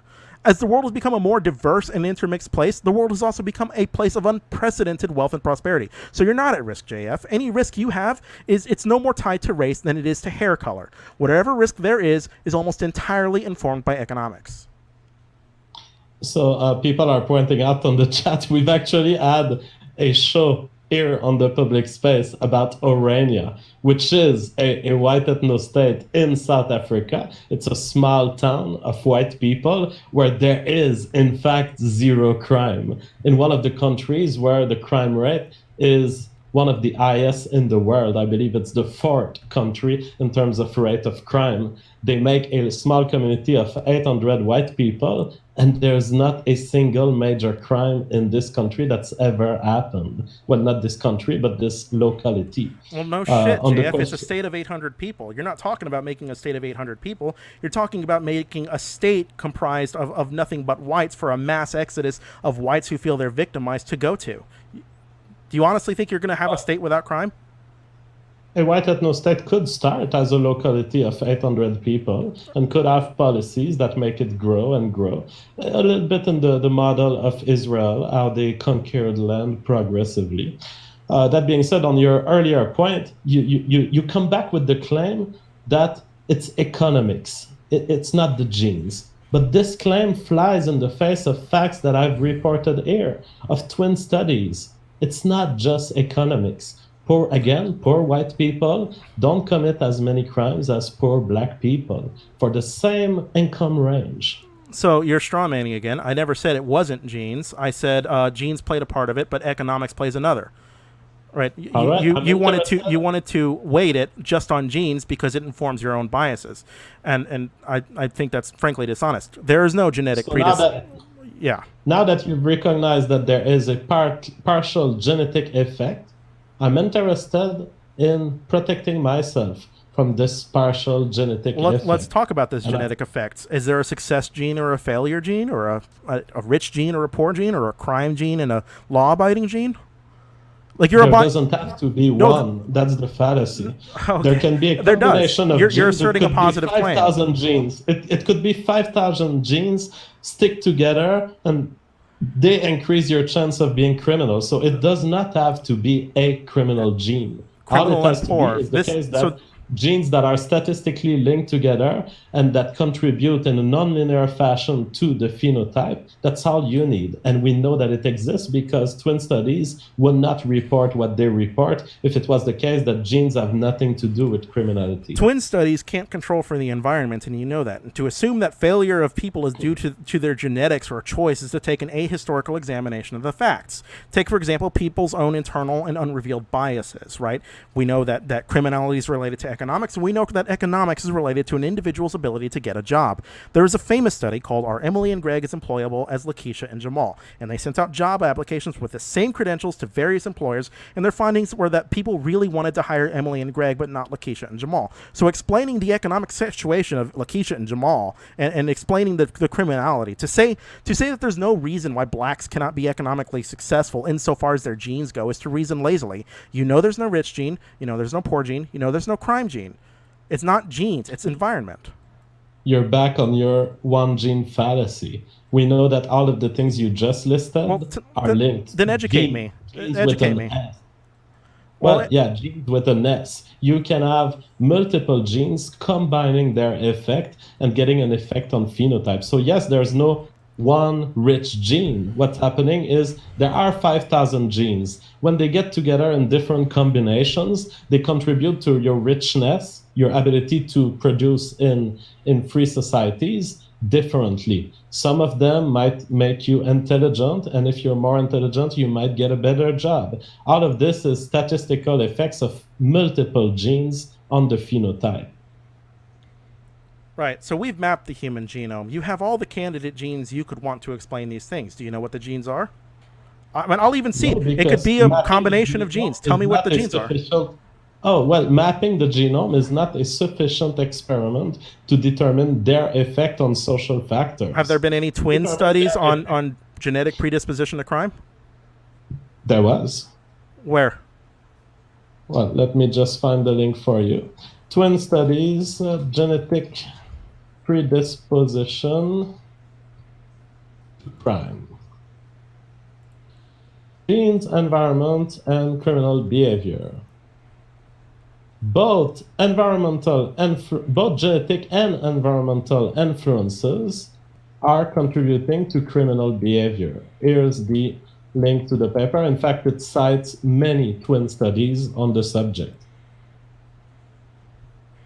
I've given you the Where link is it in at? the Google Hangout. Oh, okay. Is it okay if I read this later? Because obviously I can't go through this Absolutely. now. I mean, I'll see the That being point. said- I'll see the point to you for this because I don't know the study, so I'll just take your word on it. And I'll go over it some other time. But this gets me no closer to my central criticism, which was that the JF No State Incorporated is not a moral one, and we can take all the arguments of practicality off the table, and we can disregard the economic ramifications. That's fine. I stress these arguments as important because if we don't learn to alleviate these problems on a societal level, regardless of which race is the cause or victim of which problem, even assuming they are, I'll even give you that, then those problems are going to follow you, is my problem. Running away from the problems you don't want to solve by creating a state just for you is a lot like taking Tylenol because you don't want to use chemo to treat cancer, right? You can only bring yourself temporary relief. An ethnostate is just a Tylenol for whatever tensions you imagine yourself having. And an ethnostate will not be a crime-free wealth utopia. I'm sorry to tell you. There will still be poor people. There will still be crime. There will still be deteriorating social capital because people running away from the problems have not and never been a solution to solving them. And that complete apathy, that lack of guilt you have about the plight of others is only going to recontextualize itself in the form of a culture that leaves people as destitute and resentful as before. So that's not so much a moral argument. You're just taking your factual questioning of my political desire and you're projecting them into the future. First, your metaphor about Tylenol is invalid. In the case of Tylenol, you still would live with the cancer inside of you. In the case of an ethnostate, you would have gotten away from the problem by isolating yourself from it, and you've recognized that in principle, you can do that. You can go in international water and you will never get killed by someone else, unless there's pirates coming in, but let's leave that aside. You will not get murdered in a place where you are alone. And I would argue you will not get murdered in a place where you don't live among murderers. To that extent, separating yourself from people who are more likely to be murderers is an act of improvement. It improves your life because you are less likely to get murdered. Now, that's certainly not my only argument on the ethnostate, but since we're talking in per principle terms, I would say it's a sufficient argument. And then I could go through how I want to live with people who want the same laws as me. Because the moment you make a law, this law may be violating the individual liberties of certain people and not violating the individual liberties of others. I want to be with people who are similar to me simply because I want us to agree on a common law that we will all find non-oppressive. And to that extent, genetic similarity and similarity in political preference is a desirable outcome. I say we can freely associate together. We can group ourselves together with people who are like us for the purpose of living a better life. So you've not demonstrated that that this society would converge toward the same state of criminality, the same state of political preference that we see in the US right now. I mean, I guess sure. I mean, you're kind of repeating yourself from earlier, and it's a little disappointing to me because my interest was in deconstructing the practical and moral framework for which you want to establish this white-only society. And if let's deconstruct, but you need to do it explicitly. What is your deconstruction? Well, if it doesn't have a fact-based foundation, then there's no reason such a state should be getting any respect or consideration. And as before, but I spent the last hour of my life showing you facts, so you can't argue now I'm about that to. It's not fact-based. Every time I presented you a fact, you said, I don't know about this, let's read about this later. Well, I'm talking... So don't come here at the end and tell me that I'm not fact-based. Well, I'm not saying you're being fact-based. I'm just trying to say that there are facts we haven't considered. Do you understand? Okay. Well, every decision in human morality, there will be facts you don't consider. Every time I go to eat popcorn in a cinema, I don't consider the impact on penguin biodiversity in the Arctic. Okay. That seems like a non sequitur to me, but that's fine. What I'm specifically trying to talk about is the practical. Like I said, I have no problem. You want your ethnostate, go build it. But where your state is a big deal. Your access to natural resources or trade routes is a big deal. And I don't really care about the degree of pride or comfort that goes into the state. I care about the facts. And the facts are that if you don't consider nature and history, your state will have some problems, and it will always just be a white supremacist fantasy.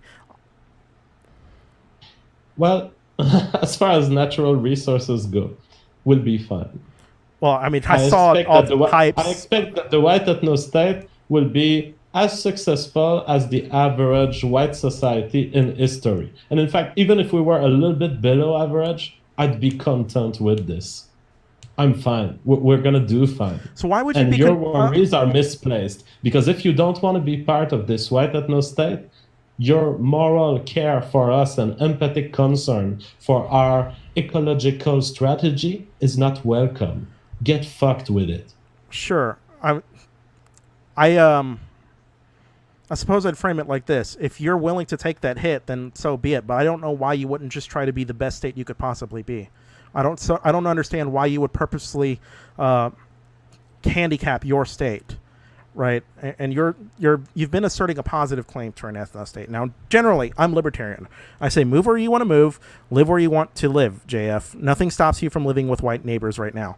By all means, pack your things up and go. You don't need a new state to be surrounded with white people. My only interest is singular, that instead of living with this absurd fantasy that you can run away from our problems by making a white-only clubhouse, that instead we can work together to the mutual benefit of one another to solve those problems. And if you're interested in checking out of a social contract with us, by all means, there's the door. I only warn you that whatever positive claim you're going to assert to some other place is going to be contingent on infringing on the rights of others. Wherever you go, there will already be people there, and not all of them will be on board with the JF-No-State. And when you get your JF-No-State, not all the whites living there will be on board with the libertarian utopia that you think you're building. And when the fascist elements of the alt-right inevitably get in control, which you admit there are, not all of those fascists will be comfortable living with whites who have a single drop of other ethnic blood in them, and your libertarian utopia will fall apart within a generation. But as I said, if you're going to assert this positive claim for this type of world, by all means, help yourself. You have the freedom to associate, and I'd protect you to the death on it. I just don't infringe on the rights of others, and I have no problem with you doing whatever you want to do. I don't intend to infringe on the rights of anyone. As far as the concerns with fascism, we're already in a state where fascists have taken over. It's the SJWs, it's the left, and so I'm running away from the fascists. Those fucking SJWs. When do they ever quit? Wherever I run to, there will be less fascists. However, your concern, they are equal concerns to current America as they are in a theoretical ethnostate. What about if the fascists take over in the ethnostate? Well, what about if they take over now? Or what about a worse possibility? That the fascists have already taken over, and that the current state of the United States is one where people don't have liberty anymore. That's the concern I'm trying to flee from.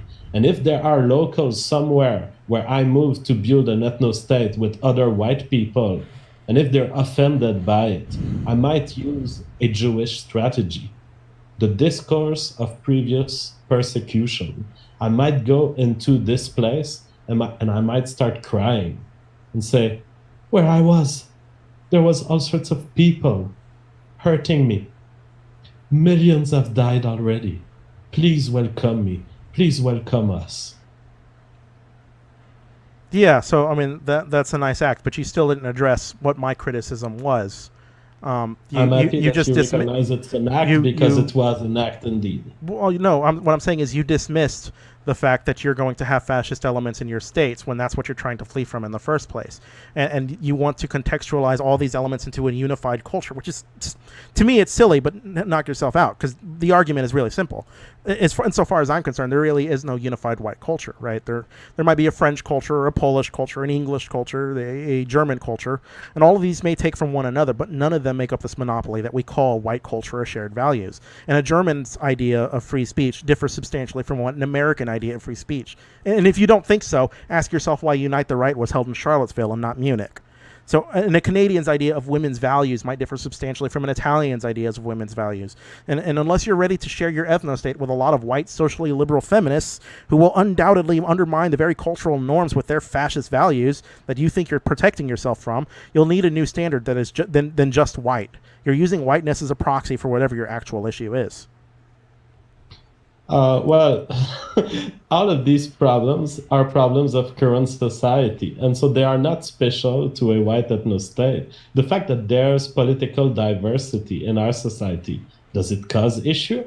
I mean, the white ethnostate, if anything, will be less politically diverse. So it will be an improvement compared to current society by your standard. You seem to be worried about political diversity. I'm not that much. But if it's the case that political diversity is a problem and that the fact that there's fascists in the city is a problem, well, it will be less of a problem in the white ethnostate than it is in the current United States. And you talk of Italians and French. I haven't committed to a pan-European white nation. Personally, I'm for local nations. I think that an ethnostate could have developed in Quebec. I think it's a little late now to do it. I think an ethnostate could develop into the US. I'm not saying we will be bound to be generous to anyone who has white skin. Right. I think you fundamentally misunderstood my point about the fascist elements of the alt-right. It's not just that fascists exist. It's that when fascists exist in a sea of other non-fascists, their voting power, their political power diminishes. And you're going to conglomerate them is the issue. So I want to make a proposition to your audience, because I'm sure you'll reject this. Imagine a group of Muslims getting together for the express purpose of forming not an ethnostate, but a caliphate. And their arguments could be the same. We want to secure the existence of our people and a future for Muslim children, right? We need to protect our culture from the kafir who wish to infiltrate and change our culture. We don't intend to be violent. We believe in the freedom to associate, but we're going to deport all the kafir from our caliphate. Imagine finding this group. Would you really call them your equal and ideological opposite who simply want to preserve the values that are important to them? Or would you call them fucking terrorists who want to impose Sharia law on wherever they rule? Well, it depends on what they mean by these 14 words of them. If you mean, am I for nationalist, a nationalist Iran, for example? Actually, I'm not against it. I'm pretty fine with Iran being limited to the borders that they define and that we define, to say you do whatever you want with it. And Iran is a Muslim state, and it's of course Muslim is a religion, but it's a Middle Eastern Arab state from the genetic standpoint. And you do you, and I hope you're proud of it. I hope you're proud of your Iran. Now, if this discourse is interpreted as a desire of dominating my land, if it's Arabs telling me we will dominate over you, then it affects my liberty, and then I'm not for it. I think you fundamentally misunderstood my argument again. And it's getting a little frustrating because I feel like I've been repeating it a lot. The fascist elements in the alt-right will infringe upon your liberty, was my point. And that you're by your own state's design, you're going to conglomerate them into a single place because you're interested in using race as a proxy for whatever your actual issue is, which is just liberty. Well, you're assuming that they will infringe on my liberty. I'm telling you, I don't think so. I won't let them. I will fight for a constitution that is at least as protective of my rights as the current US. And in fact, I would argue more. I would argue that I don't care living around fascists, by the way. I don't, as long as my individual liberties are protected by a constitution, which makes their vote impossible to violate my rights. As long as a constitution is strongly stated that preserves the state of individual liberty, the fascists around me, they'll be the best neighbors because they won't be able to vote for a dictator. But I'm protected from this in the white ethnostate as much as I'm protected in the US.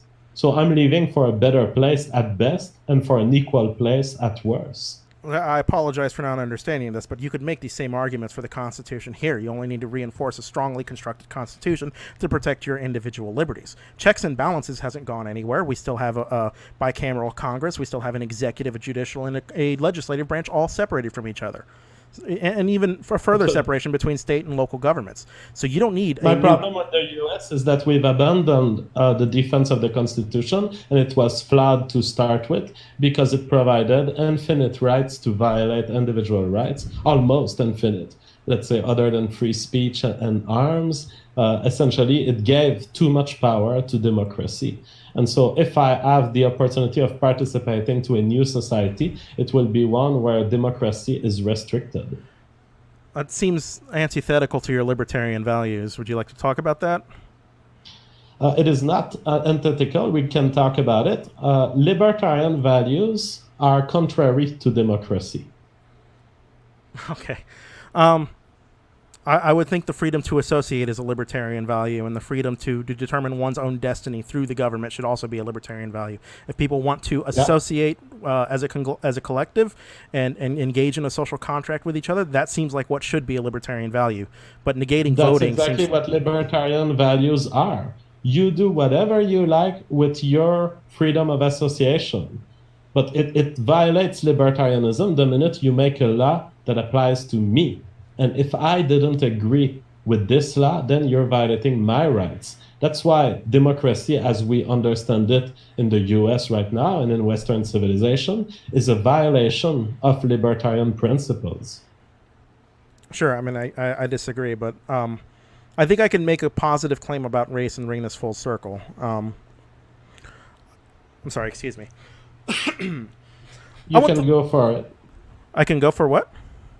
You can go. You said you want to make an argument that circles back to race. Go for it. I'm sorry. I was choking. I want the world to be the best kind of world it has the potential to be, and I want other people to realize the kind of world that is, and I want to arrive at that world through this empiricist model that looks at facts and establishes moral axioms based on those facts.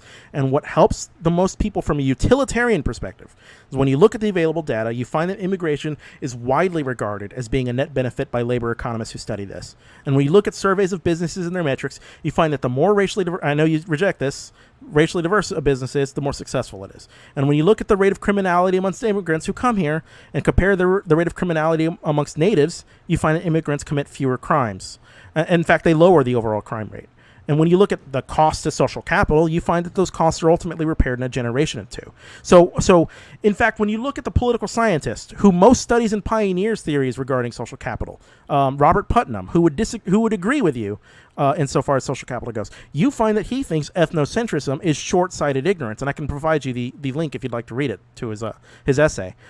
He absolutely believes that regardless of the costs to social capital, the benefits far exceed the damages. So even when the people whose theories you suppose are on your side disagree with you and the way you use them, and we can build a better and racially harmonious, diverse society without punitive reparations for something you've never done. Tax holidays work wonders for low-income families. College grants work wonders for lifting people out of poverty. Fair housing policies. Choose your poison, right? There's a million different routes you can take that make you better by proxy, simply by lifting up the people around you. And my simple claim is a positive claim that the world has the potential to be better without being destructive, without reparations. And the reason I attack your model is because it is a model built without any kind of empiricism. It just begs the question that if all of these things are good for you, and your model has historically been bad for you, see something like Nazi fucking Germany, then why should people adopt your model over mine when mine has the facts to back its benefits? Your entire concluding statement is based on false grounds, since you repeat again that my ideas are not based on empiricism when I've spent the last hour showing you data, showing you twin studies, and you've recognized that you didn't know about these and that you weren't positioned to comment. Well, JF, I've shown you data too, and you've rejected it. Your statement is false. Sure, I wasn't trying to make a concluding statement, but I'm gonna. Do you want to conclude this?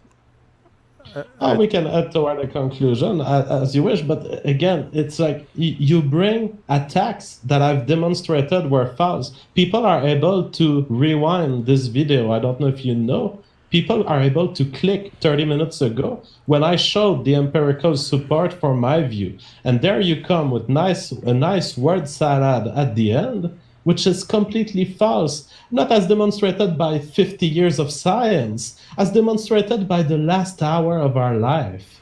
What the fuck are you doing? You say, I want to start from an empirical perspective, and you weren't even able to demonstrate to me that there is no genetic component. to these Right, behaviors because, we've talked about. well, I can explain that because that's not what I set out to demonstrate. I set out to demonstrate precisely what I just said in what you called my concluding statement, which is that immigrant crime is lower than native crime. Do you deny this? No, but I've said it's not what I'm not saying I want to build an immigration no state. I said I want to build a state based on racial considerations. And you keep refusing to address this, which is, I'm not talking about immigrant populations. I'm talking about minority populations. I want to segregate from minorities. Right, and I know you do, which is why I also brought up the fact that businesses which are more racially diverse tend to succeed better by every metric than businesses that don't. Do you deny this one too? Come back to your earlier statement. So do you recognize? I think you're just going to deny every empirical fact I bring up. Do you recognize that minorities commit more crimes? Yes, I absolutely do. I never denied that. I'm not denying your empirical facts. Basis. Do you recognize, given that I've stated my empirical basis, that you cannot say anymore that JF goes without empirical basis? Because I just stated it to you. My empirical basis is the statement you just acknowledged. So let me explain why then. Because your empirical basis is full of non sequiturs. It's not relevant that blacks commit the most crime. It's relevant why they commit the most crime. It's a position you fail to want to look at. What? Because if I live in a place where there's no blacks, I am therefore protected from these crimes. Do you acknowledge this one? Yes, from those crimes in particular, which is why I also brought up the arbitrary nature of race. Because you're not going to be protected from crime in general. You have an empirical basis and you have a moral basis. Okay. There are crimes committed by black people. I live away from black people. I will not be the victim of those crimes. I prefer not to be the victim of those crimes. Okay. Therefore, I do it. We're talking about justice here. Your entire premise is predicated on isolating and segregating yourself from people who look differently than you. You and the others in the alt-right do this a lot. You play this rhetorical bait and switch where you mask and obfuscate your reasons for wanting to segregate yourself when we both know it's ultimately dishonest. And I find it tiresome that for every point you bring up in obfuscation, I have to tear it down with the proper context that you seem to not care about. So this is a country that cut black people's legs off at the knees, and then they demand they measure up. And when they don't, useful people like you get to say that it's because of a biological imperative and you just want to be rid of it. IQ is just a dick measuring contest for insecure people. And people who romanticize about their heritage and ancestry do so because they don't have much else to cling to. So if race is such an integral part of your identity, it begs the question as to why. Why use a trait so arbitrary when you use something so plainly meaningless as a proxy for any of the actual issues? It's arbitrary. You can't affirm it's meaningless? Since it does correlate with crime. That being said, but, you know what? You've done it again. Reason I don't You've done care? exactly it again. The reason I don't care if it's the economy or if it's the parent or if it's the gene. You know why I don't care? Because I don't want to fix it. I don't give a shit about your humanitarian project. Get the fuck out of my house. I don't want to contribute to it. Okay, I mean, if you don't want to, but for whatever it's worth, you just deployed that rhetorical tap dance again without addressing what I said. You just dismiss the ethics of it a priori because it's convenient. And the issue at the heart of the Ethnostate is that the ethics supporting segregation of whites is arbitrary. You yourself have admitted as much in the past when you said there can be 6 races or 600 races. And I think Drolasta put it best when she said, why not 6 billion? Because we all have different fingerprints and are 6 billion genetically distinct races. This isn't a continuum fallacy. What white means is central to the legitimacy of your ethnostate. And if it is constructed entirely of brown people who spirit math their way into being white, in what sense is it different from anything else we currently have? That's immaterial, though. We can dismiss that problem outright and just ask the question, which is why use race as a metric to separate yourself when you've admitted in the past that it's completely arbitrary, but are not doing so now because it's not convenient. And I'd like you to answer that question without playing a rhetorical game. All right, I will answer. I'm a moral nihilist. The ensemble of all of my moral statements are arbitrary. But I do have moral preferences. And one of these arbitrary moral preferences is to not be the victim of crimes. I'm just like that. It's weird. I don't like getting murdered. I don't like my friends getting murdered. I don't like my daughter getting murdered. And so I take the decision in reality based on this arbitrary preference. I try to measure every possible fact around me that would allow me to run away from murder. And one of these facts happened to be the freaking race of people. A correlative fact, and you know it. It's not a causality. Yeah. And if I told you that there's a coin, and this coin gives you 60% chance of being head and 40% chance of being tail, would you bet on head? Sure, we can make predictions. I don't disagree that we can make predictions. I'm saying, though, there are causes that can be fixed for all of these crimes you want to run away from that aren't rooted in race. You're using race because you're lazy.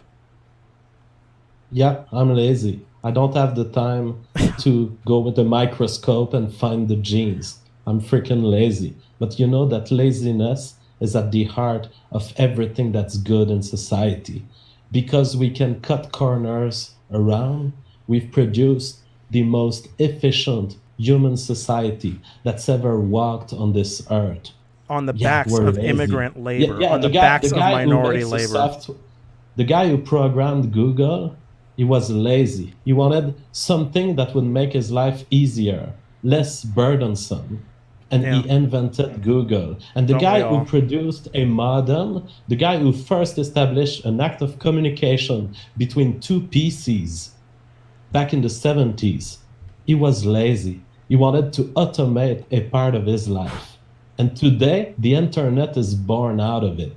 And so this laziness, make sure you don't criticize it too much, because you're going to drag your society down into unproductivity.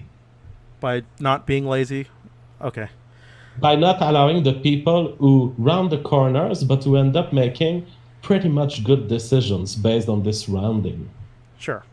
Yeah, I guess I'm ready to close out if you want to close out. I mean, I don't feel like we got anywhere. All right. What do you want to begin with? Do you want to do your concluding statement, or I do mine?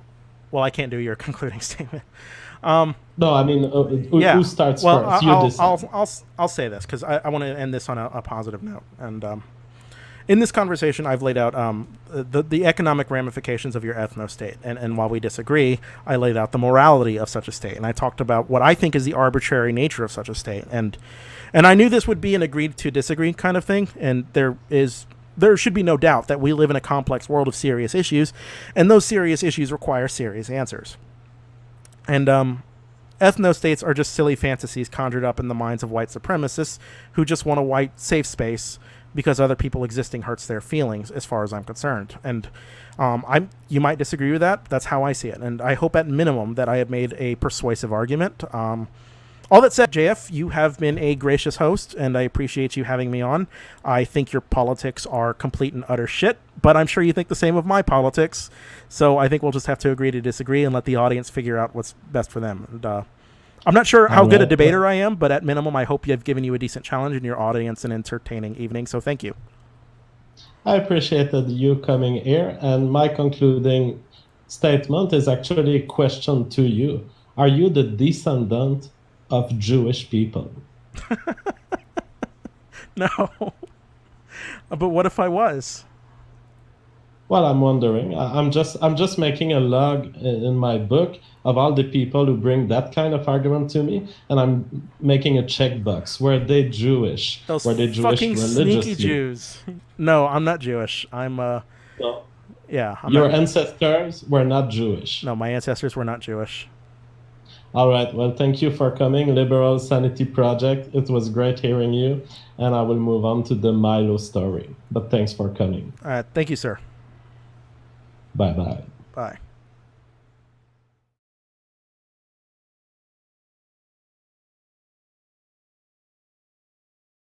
Now, many people on the chat at that moment were saying, he's lying, and some of you in the crowd have been sending me information since then. In fact, we can confirm that Liberal Sanity Project was lying. He is Jewish. In a previous biography of himself that he wrote himself, he says, I'm a little bit Jewish, like 12% Jew.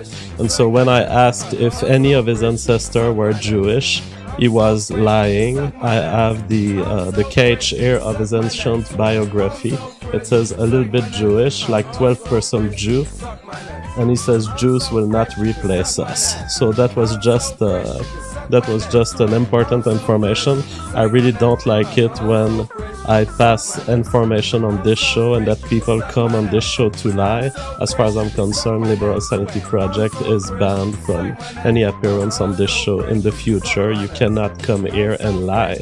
The set of interests behind the people who talk here. And especially since the question of the debate with Liberal Sanity Project was race, and he was claiming that race does not indicate anything, that you cannot make any prediction with race. Well, I, as a psychologist, as a cognitive psychologist, I detected in the structure of argument of Liberal Sanity Project that he had Jewish ancestry, and so race seems pretty reliable. I think that I'm starting to detect this more and more when I interact with people. There is a type of argument, there is an accent to look for, and in this case, we were right. Liberal Sanity Project, you are banned from this show. I'm so fresh, you can suck my nuts. I'm so fresh, you can suck my nuts. Swag. I'm so fresh, you can suck my nuts. I'm so fresh, you can suck my nuts. I'm so fresh, you can suck my nuts. I'm so fresh, you can suck my nuts. Swag. I'm so fresh.